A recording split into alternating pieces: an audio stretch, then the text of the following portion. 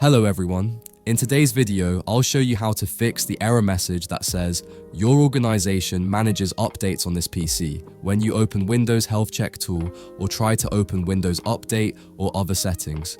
Let's jump straight into the solution without wasting any time. First, go to Start menu and open the settings.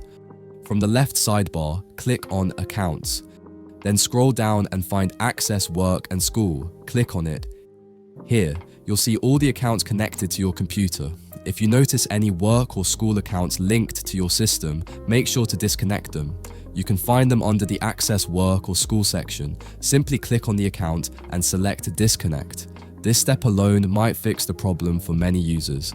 If the issue still isn't resolved, let's move to the next method. Click on the Start menu, type PowerShell, then right-click and choose Run as Administrator. Now, you'll need to enter a few commands to clear registry entries that may be causing this issue. I've added all the commands in the description of this video so you can easily copy them one by one. Just paste each command into PowerShell. You might see an error message while running one or two of them. That's completely fine, just continue with the rest of the commands. Once you've run all the commands, simply restart your PC and the "Your organization manages updates on this PC" error should be gone for good. That's it for today's video, friends.